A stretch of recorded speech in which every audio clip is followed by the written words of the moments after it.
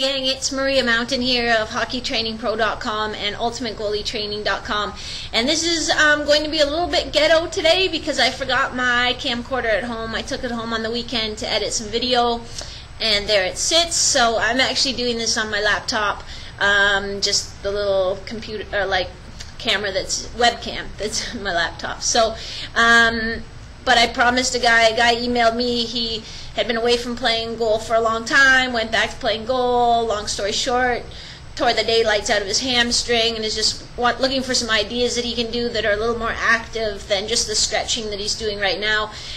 So I promised him I'd get it up by the end of the week, and today's Thursday, so here we go. I want to get this video in.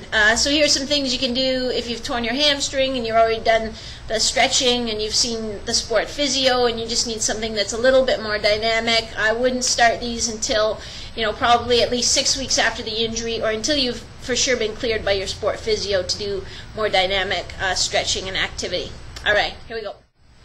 So this first one is really just a warm-up exercise, and it's just called an inverted toe touch. So it's really just coming forward to touch. Usually I'll start it with a little kick forward and touch. The really important thing here, though, is that you keep your hips level, so don't let your hips open up that way. Keep your hips nice and level, and keep this leg in line with your torso as you come forward. Go slowly so that you can feel where you come into that stretch position on the hamstrings. So you do not round your back. You don't round your back to get all the way to the floor. You don't leave your leg behind. You keep a nice neutral back position, and you just come forward until you feel a little stretch in your hamstrings.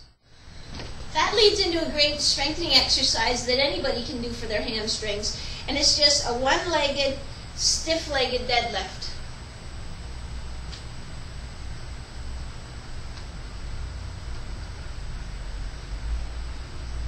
So just like the inverted toe touch, you want to make sure you keep your hips flat, your back in neutral, and this leg in line with your torso. And you'll just go forward until you feel that stretch in your hamstring, and then think about squeezing your rear end and your hamstring to pull you back into the upright position. So really it's a glute and hamstring exercise, not a back exercise. From there we can get into some of our glute bridging exercises. So starting with just a basic glute bridge, lifting your hips straight up with a little pause. And then a much more advanced exercise will be bringing your knees up into a bend knee glute bridge. And then finally, knees up, extend your legs, lower your rear end. Knees up, extend your legs.